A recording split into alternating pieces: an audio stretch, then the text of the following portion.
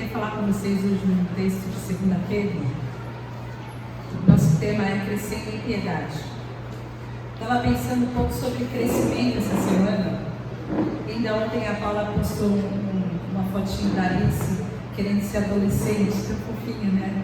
Mas o crescimento é uma coisa interessante porque quando a gente é criança a gente quer ser adolescente, né? A ansiedade nossa é sempre mudar de fase. O adolescente quer ser jovem. O adolescente, você fala para um adolescente que está parecendo mais velho, para um adolescente de 14, mas eu pensei que você tinha 16. Você fala para um adolescente de 16 que pensava que ele era maior de idade, é a glória do adolescente. O sonho do adolescente é entrar na faculdade, tirar carta, completar a maioridade, ser adulto. Mas aí a gente vai mudando de fase. Você pergunta para um solteiro, para uma solteira entre os seus 20 e 40 anos, quantos anos ela tem? Ela já vai responder quantos anos você me dá, né? Ela já não, né? Se puder fantasiar. Mas a gente chega depois dos 40, que quando a gente entra no enta, a gente não sai mais, a gente vai para a glória nos enta. E aí a gente já tenta disfarçar a idade. E a gente já não quer mais parecer a idade que a gente tem, pelo menos a gente não quer parecer mais velho do que a gente é. E aí começam as coisas para esticar aqui, os creminhos e as injeçõezinhas, para a gente tentar manter a juventude. Mas o crescimento é algo muito interessante. Só que o nosso crescimento espiritual, ele não se desenvolve assim com o tempo. Bom seria se também espiritualmente houvesse essa cronologia. Se uma vez nascidos de novo, com o tempo que a gente tem de novos nascidos, de conhecimento do Senhor, de salvação, nós também tivéssemos as mesmas experiências com Deus e a mesma maturidade que a vida nos dá. Mas a verdade é que, muito pelo contrário, a gente encontra na nossa jornada cristã pessoas que são novos convertidos, extremamente maduros na fé, com uma experiência viva e eficaz com Deus, prontos para dizer a razão da sua fé e confessar a sua fé com maturidade, tem experiência profunda com o Espírito Santo, e ao mesmo tempo você encontra velhos crentes que são como bebês, que não têm experiência com Deus, que não conhecem o Deus que elas professam crer. E existe na palavra de Deus vários comandos em toda a palavra que nos fala que é necessário que haja um desenvolvimento da nossa fé. A salvação, no momento em que você reconhece Jesus como o seu Senhor e o seu Salvador, não é o fim da nossa caminhada com Jesus. A vida eterna não é como se fosse um seguro de vida, que agora está garantido, agora que eu já aceitei Jesus, eu posso viver a vida de qualquer maneira, porque a vida eterna é depois daqui. A vida eterna é um tipo de vida que a gente vive aqui agora. E essa vida se desenvolve com um crescimento, e deve se desenvolver com um crescimento, uma maturidade, que vai trazer grandes reflexos no nosso relacionamento com Deus. Eu queria falar um pouco sobre isso. Eu gosto muito quando a Bíblia compara o crescimento da nossa vida espiritual com uma árvore. Deus ajuda a gente a entender algumas coisas que na nossa mente é difícil da gente entender. E algumas vezes a gente vai ver que a gente tem um crescimento semelhante a uma árvore. Jeremias 17 fala sobre isso, que aquele que é o salvo em Jesus é como uma árvore plantada junto a boas águas, que estende as suas raízes para o ribeiro. Uma árvore que não se afligirá quando chega o calor, porque as suas folhas estão sempre viçosas, não sofre de ansiedade durante o ano da seca, nem deixará de dar o seu fruto. É uma árvore que tem um desenvolvimento saudável, que está sempre hidratada, está sempre pronta para dar fruto, tem um crescimento saudável. E eu gosto também de Salmos, que fala sobre uma árvore plantada junto aos ribeiros, que dá fruto no tempo certo e as suas folhas não murcham, e tudo que ele faz, esse é o homem mais que feliz, tudo que ele faz prospera. A nossa vida, a nossa prosperidade, a nossa saúde espiritual está ligada a esse crescimento, a esse desenvolvimento. Então, se nós fôssemos comparados a uma árvore, que tipo de árvore a nossa vida seria? E eu não gosto de falar vida espiritual, porque a gente não pode separar o secular do espiritual, mas a sua vida, o seu relacionamento com Deus, se você pudesse classificá-lo, que tipo de árvore seria? Seria como essa árvore aqui de Jeremias, que o salmista fala, uma árvore frondosa, uma árvore que está irrigada, uma árvore cheia de frutos, uma árvore que dá um fruto na estação própria, ou uma árvore murchinha, sequinha, ressecadinha? Que tipo de árvore? Como é que será que está o nosso crescimento? Nossa vida é uma vida que deve crescer. A nossa vida é uma vida que deve se desenvolver. Uma vez plantada a divina semente, essa semente que traz uma vida que se expande por toda a eternidade, essa semente divina vai frutificar. E é sobre esses frutos e o desenvolvimento da nossa vida espiritual que nós vamos falar hoje. O crescimento da graça, um crescimento do conhecimento, um crescimento em Jesus. E a palavra de Deus fala que quando nós devemos crescer, nós crescemos seguindo a verdade em amor e crescemos em tudo, crescemos naquele que é o cabeça, Cristo. E eu gosto do texto de 1 Pedro, que ele fala que como crianças recém-nascidas, nós devemos desejar de coração o leite espiritual para por meio dele crescer. O nosso desejo pelas coisas de Deus, o nosso desejo pela palavra, o nosso desejo pelo conhecimento da pessoa de Jesus, da pessoa do Espírito Santo, deve ser tamanho como um bebê recém-nascido. Quem já viu um bebê recém-nascido com fome aqui? Quem já viu um show de um bebezinho recém-nascido faminto? Essa deve ser a angústia da nossa alma, do nosso espírito, desejosos por Deus, desejosos pela palavra. E o texto continua dizendo, agora em Hebreus, que pelo tempo que a gente tem com Deus, pelo tempo que nós temos de salvos, pelo tempo que nós temos caminhando como a família da fé, nós já deveríamos ser mestres. Pelo tempo que nós conhecemos a Jesus, nós deveríamos estar maduros na fé. Mas o escritor de Hebreus está dando uma bronca no pessoal, porque ele fala, vocês estão precisando de leite. Era para vocês estarem comendo um alimento mais consistente, era para vocês estarem em outra etapa na fé de vocês, mas vocês vão ser para sempre como bebezinhos. O alimento sólido é para os adultos, para aqueles que pela prática, as faculdades exercitadas, elas podem discernir tanto bem quanto mal. Como então que nós podemos crescer? E o escritor, o Pedro, traz para nós algumas dicas e principalmente alguns passos em que nós podemos nos desenvolver. O que eu acho muito interessante que nós veremos no dia de hoje é que essa palavra, ela é indicada, ela é direcionada para pessoas que já são salvas em Jesus. E ela fala o quanto nós devemos nos empenhar e o quanto nós devemos ser diligentes e o quanto nós precisamos ser disciplinados. Traz para nós uma responsabilidade sobre o desenvolvimento da nossa fé.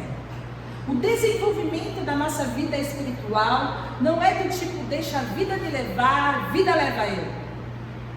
É claro que nós somos salvos absolutamente pela graça de Deus. Não tem nada, nenhum esforço, nenhuma boa ação, nenhum mérito, nada que a gente possa fazer para ser salvo. Nada. Mas uma vez salvos, para que haja um crescimento e um desenvolvimento da nossa fé, nós precisamos ser diligentes. Nós precisamos aplicar bastante disciplina nesse crescimento espiritual. E nós vamos ouvir palavras de Pedro nessa manhã. Você se lembra quem era Pedro?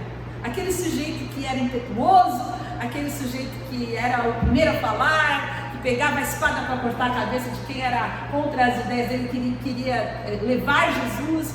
Agora ele vem para nós, se torna um homem disciplinado, piedoso, cheio do Espírito Santo. E quando eu vejo Pedro falando dessas coisas, eu falo, se teve chance para Pedro, tem chance para mim também. Então eu quero que o Espírito Santo abra os nossos corações para que a gente possa receber essa palavra é crescer em piedade? Em primeiro lugar, nós precisamos entender o que é piedade. Alguém sabe dizer o que é piedade? A palavra piedade representa uma palavra que a gente está sempre falando sobre ela, mas o que ela quer dizer, né? E tem uma pessoa que escreveu bastante sobre ela, que foi Calvino, e o conceito de Calvino sobre piedade é o fundamento do conhecimento de Deus. Quanto mais você conhece a Deus, e esse conhecimento de Deus, esse relacionamento com Deus vai entrando, vai enxertando nas suas ações, vai entrando nas suas atitudes, e aquilo tudo se converte em adoração a Deus, em serviço a Deus, de forma que a sua vida, ela já não há mais algo que você separa entre o seu trabalho, a vida da sua família, a vida com seus amigos, a vida do seu lazer, tudo é para a glória de Deus. Essa é uma vida piedosa, onde você reconhece Deus em todos os seus caminhos. E Calvino vai dizer que a atitude que inclui, eu vou ler aqui para vocês, um conhecimento verdadeiro, adoração sincera, fé salvadora, um temor filial, um temor de filhos, submissão e amor reverente. O piedoso, então, tem um conhecimento verdadeiro. Quando a gente fala de conhecimento, a gente não está falando só de conhecer nas ideias, ter um conhecimento técnico da palavra, a gente está falando de ter um conhecimento de experiência com Deus, de conhecer, quando nós conhecemos um amigo, quando nós conhecemos com intimidade alguém que a gente ama, é a gente conhecer a Deus, a gente conhecer e adorar a Deus de forma sincera, a gente conhecer, adorar e ter uma fé salvadora, um temor a Deus, submissão e um amor reverente. Essa verdadeira piedade vai ser um sentimento sincero de quem ama a Deus como Pai e o reverencia como Senhor. Apropria-se da sua justiça e teme mais ofendê-lo do que enfrentar a morte. Você consegue imaginar isso? Nós amando a Deus como Pai e reverenciando a Deus como Senhor. E você temer a Deus de uma forma tão poderosa que você prefere enfrentar a morte do que você ofender a santidade de Deus. Isso é piedade. Eu pensava, de uma certa maneira, tem mais um conceito interessante dele, que ele fala, eu chamo de piedade aquela reverência unida ao amor a Deus, o amor que é fruto do conhecimento de Deus e seus benefícios. Então é amor, reverência e conhecimento a Deus. E eu penso, por que será que as pessoas não reverenciam a Deus? Não temem a Deus ao ponto de preferir a morte do que ofender a sua santidade? É porque não conhecem. Não conhecem a sua santidade. Não conhecem a sua justiça. Não conhecem a sua ira. Por isso que é necessário que a gente conheça, tenha um conhecimento de Deus, tenha um relacionamento com Deus. Adore a Deus reconhecendo quem Ele é de uma forma sincera para viver de forma piedosa. Por que as pessoas não amam a Deus profundamente? Não amam a Deus como filhos? Não tem esse relacionamento de entrega, porque não conhecem o seu amor, não conhecem o fato de Ele ter nos amado quando nós ainda éramos pecadores, de ter entregue o seu Filho em nosso lugar, não conhecem a sua misericórdia, não conhecem a sua paciência, não conhecem a sua compaixão, o seu olhar benevolente. Quando nós conhecemos a Deus, nós nos submetemos a Ele de forma reverencial, e esse é o principal conceito de piedade. Quando nós desejamos então crescer em piedade, crescer nessas atitudes que envolvem amor e reverência, nessas atitudes que envolvem conhecer a Deus de modo a me relacionar com Ele e o meu relacionamento com o Senhor entranhar em toda a minha vida, eu preciso em primeiro lugar me certificar que eu confiei em Cristo. E eu confiei em Cristo nas suas gloriosas e graciosas promessas. Eu quero ler com você, então, esses versículos que nós vamos ver hoje. Então, no 2 Pedro, no capítulo 1, versículo de 3 a 8.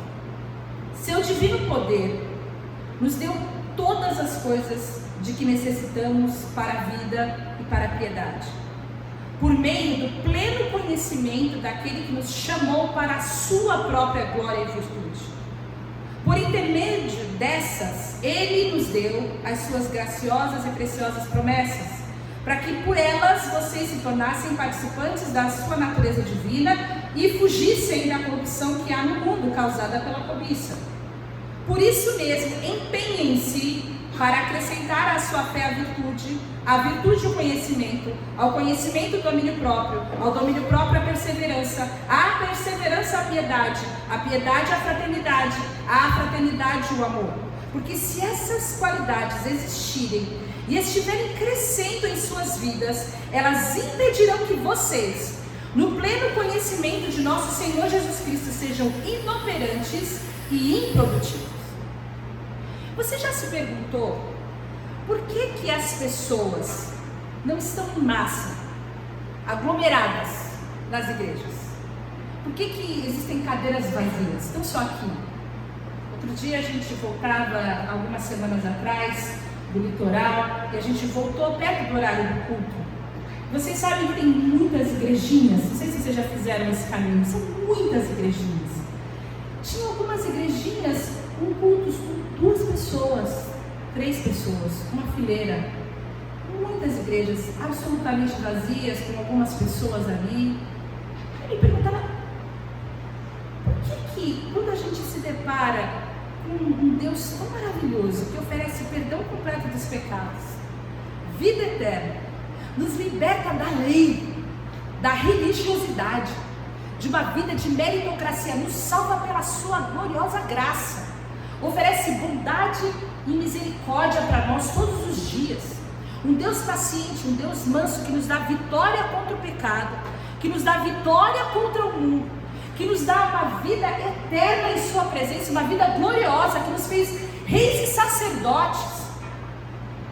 Por que então as pessoas não estão nesse presente que é absolutamente gratuito, lotando, enchendo todos os locais de adoração, abertos em nome de Jesus, todos os cultos, em todas as reuniões? Por quê?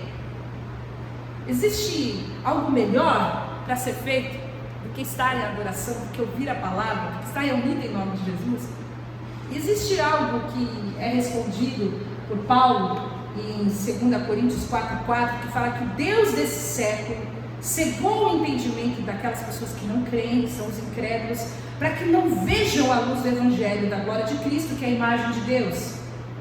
E também em Coríntios fala que o homem natural, esse homem que não crê, esse homem que não teve um encontro com Deus, ele não aceita as coisas do Espírito de Deus, porque eles são loucura, e não pode entendê-las, porque elas se discernem espiritualmente. Depois em Efésios, você já conhece esse texto, Efésios 2, fala que a gente estava morto em nossos delitos e pecados, mortos, quando Deus nos trouxe vida.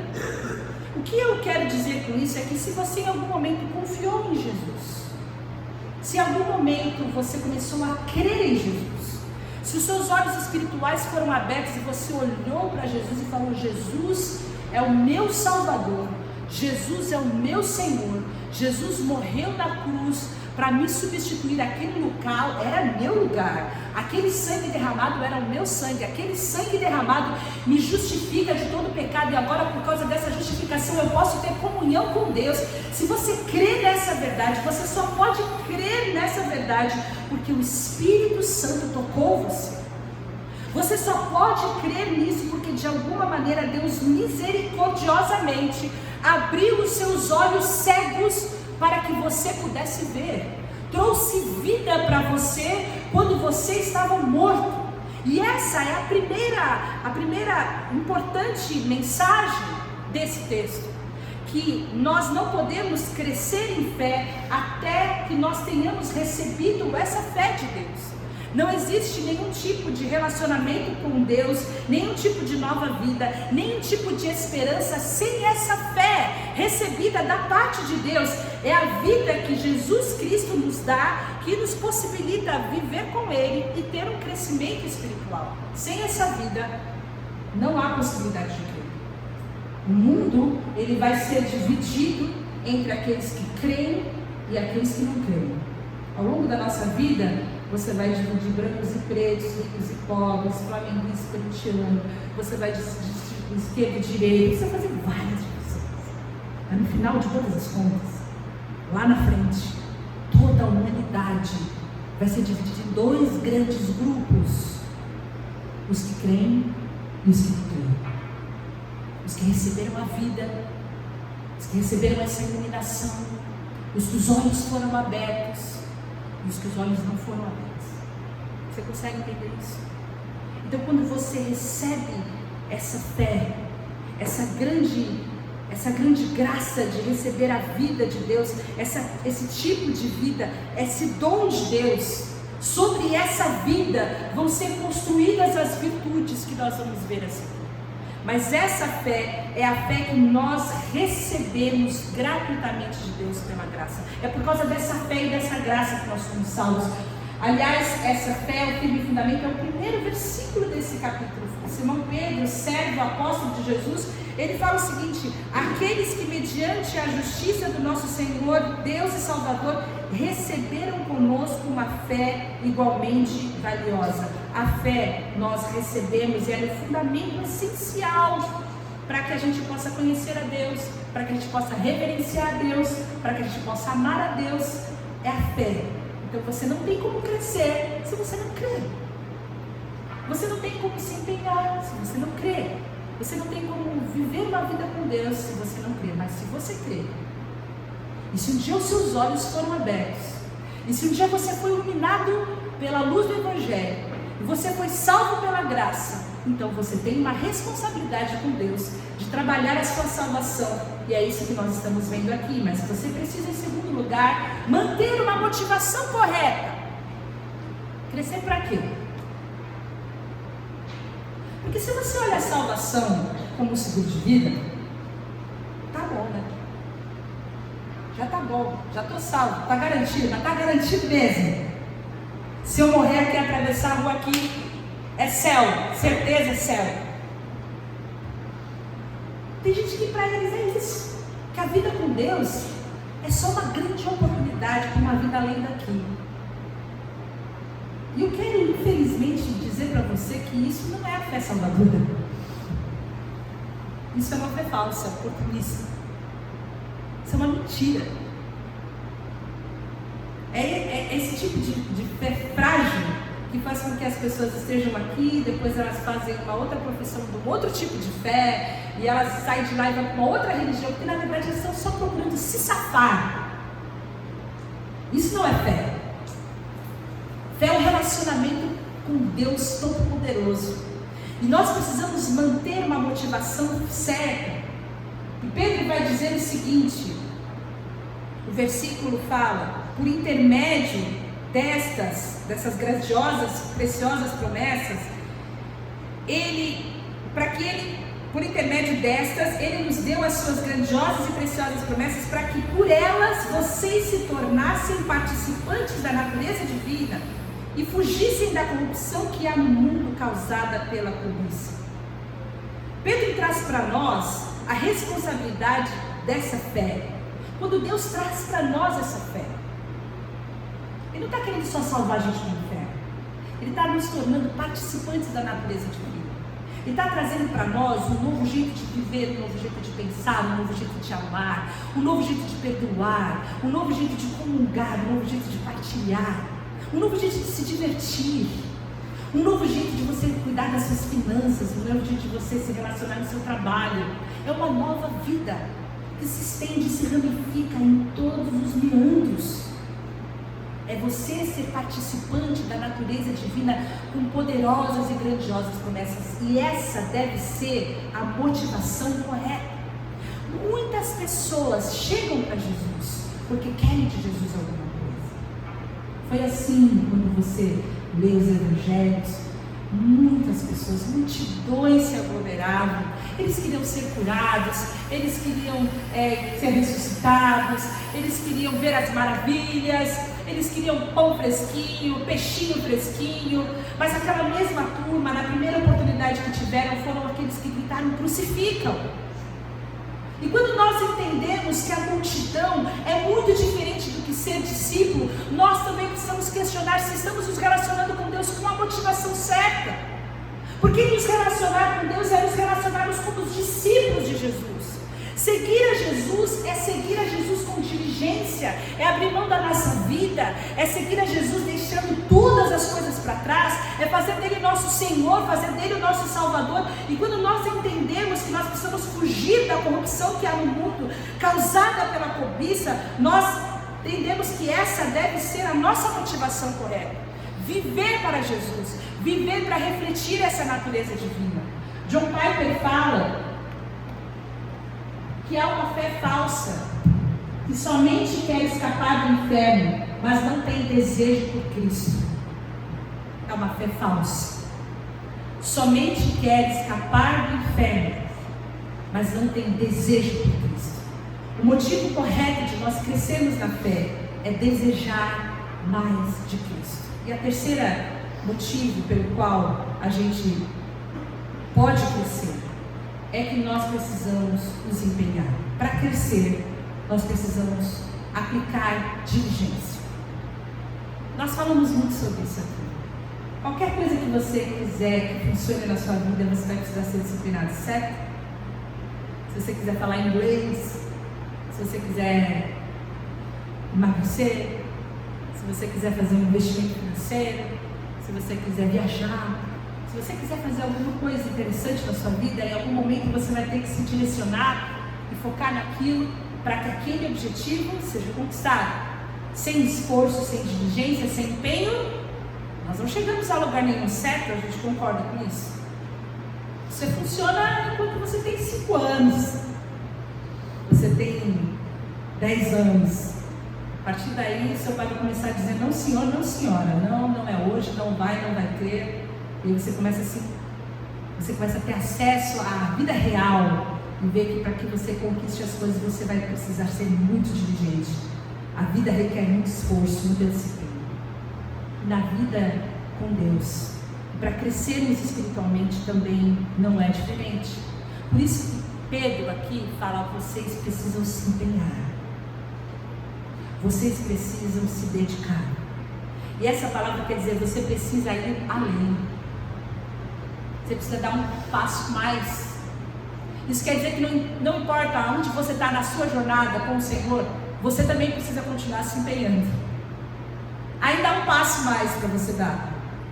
Você continua devendo se empenhar e ser diligente e disciplinado todos os dias da sua vida até que o Senhor volte. Deus nos deu a sua vida, Deus nos deu as suas promessas, e agora nós precisamos nos empenhar para que possamos crescer.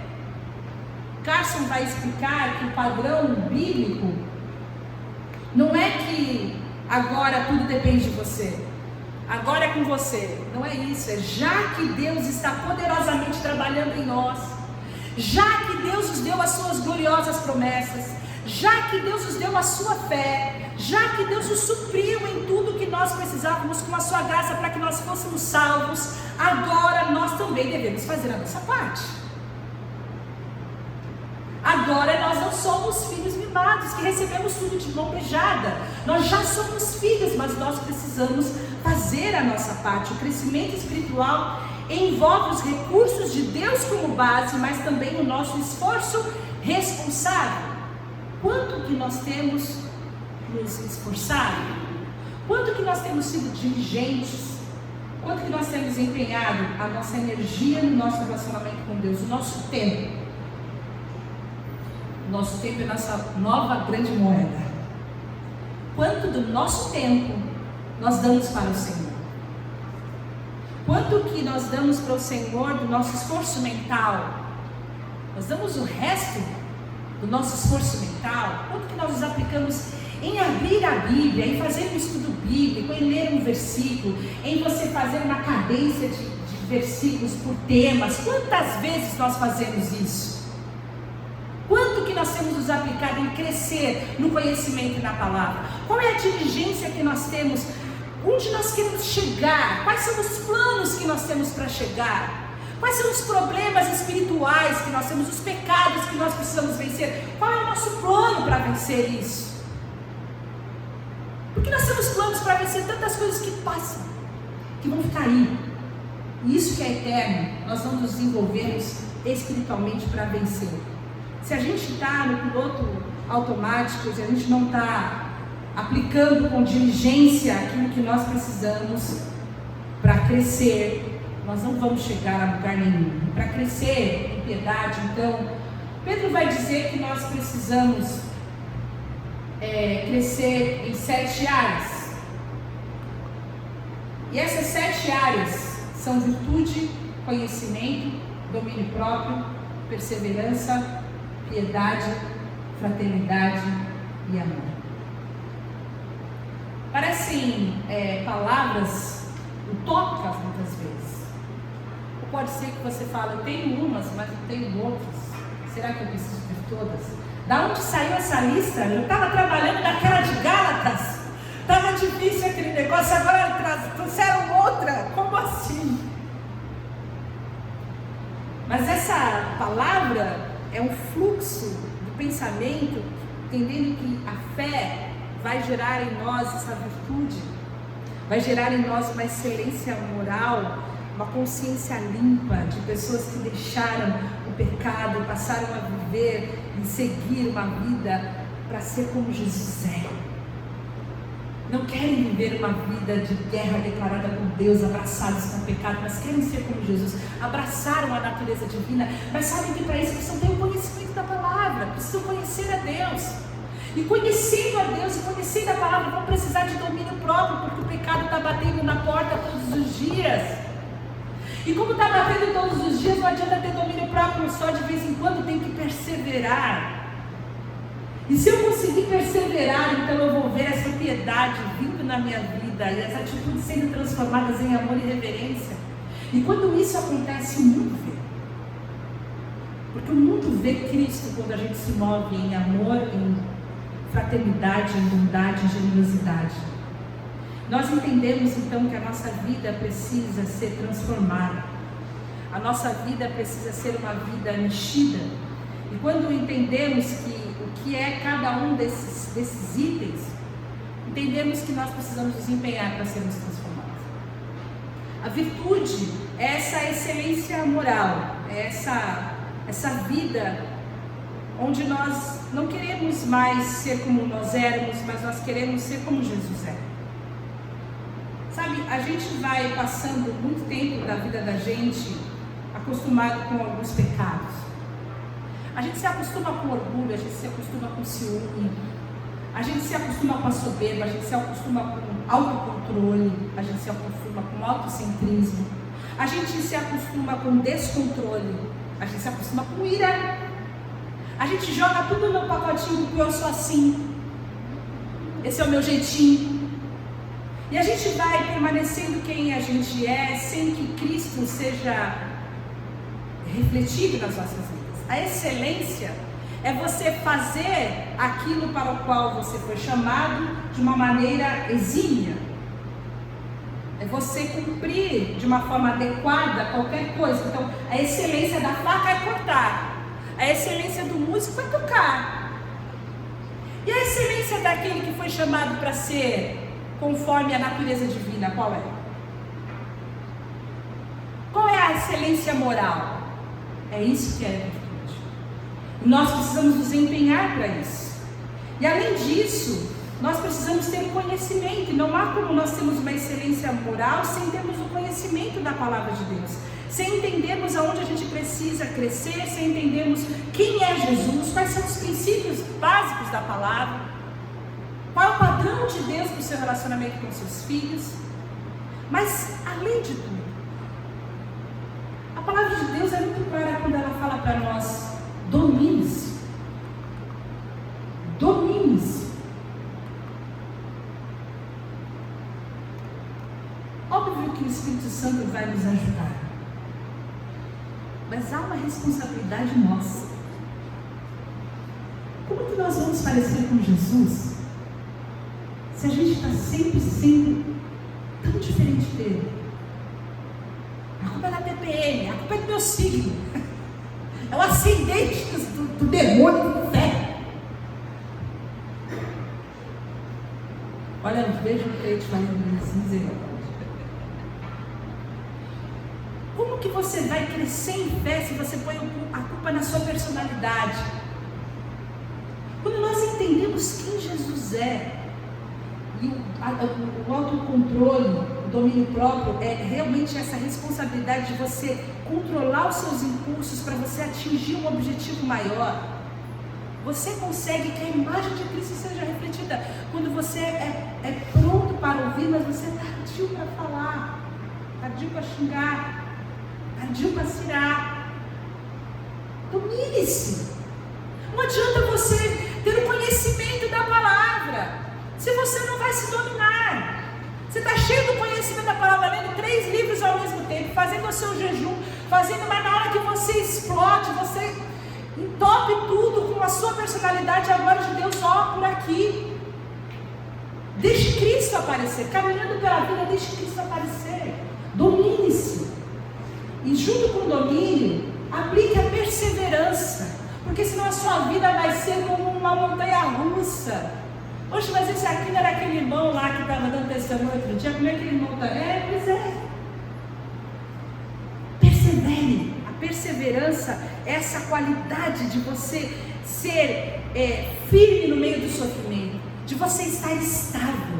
Tiago fala que quem tem a mente dividida é instável em tudo que faz. Sabe por que nós não perseveramos? Porque o nosso coração é dividido. Nós não queremos seguir a Jesus com integridade. Jesus não é o nosso Senhor, o Senhor da nossa alma. Nós não o amamos de todo o coração, de toda a alma, com todo o nosso entendimento. Quando Jesus é o nosso tudo, nós somos estáveis. A nossa mente dividida vai fazer com que a gente viva em um looping constante de personalidade, deixando que Cristo seja deixado de lado, e a imagem de Cristo nunca floresce. Se nós queremos crescer em piedade, nós precisamos estar estáveis, mas também perseverantes, que aí sim nós seremos piedosos. Aí sim as nossas atitudes serão amáveis e reverentes. E nós entendemos então que quem é piedoso, quem tem o autocontrole, quem tem o conhecimento de Deus, quem tem excelência moral, essa pessoa vai ser fraternal. E fraternal é esse amor filéu, o amor de amigos, o amor de irmão, o amor que se doa, o amor que se importa, o amor que faz uma ligação, o amor que manda uma mensagem, o amor que dá uma passadinha lá, não custa nada, o amor que fala, entra aí, mas não é seu caminho, mas entra aí, o que custa? Vamos lá, a gente vai trocando uma ideia. O amor que divide o prato, divide o pouco que tem. E generosidade não é você dar o que você sobra, não é o que te sobra. Generosidade não é dar o que te sobra. Generosidade é você partilhar o que você tem. O filéu é generoso. Mas eu tenho tão pouco, pois é, mas é isso, é generosidade. Normalmente quem tem pouco é muito mais generoso do que quem tem que sobra. Está sobrando porque não está partilhando. O amor filéu vai refletir a imagem de Cristo. E a gente precisa aplicar isso, porque no final de tudo vai ter um amor sendo revelado. E o mundo só vai conhecer quem é cristão quando o amor for conhecido. Você vai rodar, irmão, você vai abrir vários textos, você vai abrir vários versículos, você vai abrir vários capítulos, várias pessoas, Tiago, você vai abrir Paulo, você vai abrir Pedro, você vai abrir João, vai todo mundo falar para você que você precisa amar. Que Jesus falou, você precisa amar. Você vai refletir a imagem de Deus quando você amar. E é claro que para que você ame, há todo um processo de Deus, mas o amor de Deus vai ser um modo pelo qual Cristo vai ser revelado, com que a piedade vai crescer. E muitas vezes, para que a gente ame, a gente tem que ir contra o nosso orgulho. Muitas vezes, para que a gente ame, a gente tem que ir contra o nosso egocentrismo, contra as nossas vaidades, contra a nossa vontade. E a vontade nossa, muitas vezes, é ficar sozinho. A vontade nossa é deixar o nosso tempo para ser gasto com a nossa família, com as pessoas que a gente ama, não com as pessoas que precisam. Mas o amor é para quem precisa. E se você quiser ser uma referência do amor de Deus, Deus vai abrir os seus olhos para que você possa esparramar amor para quem precisa. E nisso o Evangelho, o amor de Deus vai ser conhecido. E você vai ser conhecido como um discípulo de Jesus. Quando nós nos amarmos verdadeiramente uns aos outros. Não é gostar de quem gosta de mim. Entendem isso? empenhe-se. A voz de Deus para nós é empenhe-se. Por quê? Porque se essas qualidades existirem, e elas estiverem crescendo em suas vidas, não é? Fugir, tem uma generosidade lá. Se elas estiverem crescendo em suas vidas, elas impedirão que vocês, no pleno conhecimento de nosso Senhor Jesus Cristo, sejam inoperantes e improdutivos.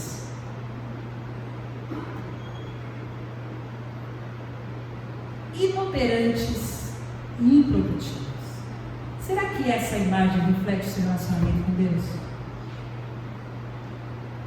Se Deus quiser falar comigo, Senhor, eu estou pronto, pode falar comigo em sonhos, pode me revelar, eu vou deitar aqui, o Senhor pode falar comigo. Como está a sua vida? Inoperante, improdutivo? Como você classifica o seu relacionamento com o Senhor? Isso é sério, irmãos. Porque para ser útil e frutífero, você precisa estar crescendo em piedade. E para você crescer em piedade, você vai ter que se empenhar, você vai ter que se esforçar, você vai ter que se dedicar. Ou você se empenha, ou você vai ser inoperante e improdutivo, porque essas qualidades, para crescer na nossa vida, elas vão tirar a gente da inutilidade espiritual. Para que você serve? Para nada, fazer número. Não tem nenhuma utilidade. O crescimento espiritual é um processo longo, não é algo rápido, não tem 7 passos, é individualizado. Deus conhece cada um de nós, Deus sabe aonde aperta o nosso calo, Deus sabe quais as dificuldades que nós temos, mas cada um de nós precisamos ter essa fé que deseja Deus, uma fé genuína, que deseja mais de Deus, não uma fé que só quer me livrar do inferno, não uma fé que só quer mais dinheiro, não uma fé que só quer salvar meu casamento, não uma fé que só quer tirar minhas doenças, não uma fé que só quer mais amor. Não é esse tipo de fé, isso é uma fé falsa, isso é fé de multidão. Deus nos chama para termos a sua natureza divina.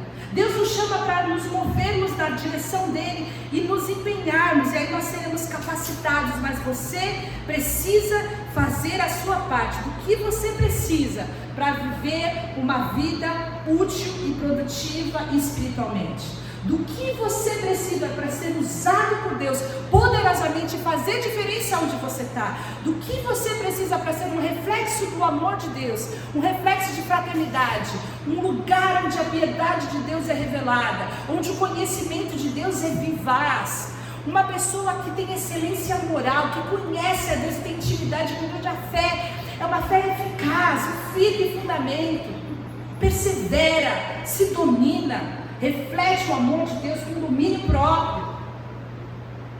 O que nós precisamos nos empenhar?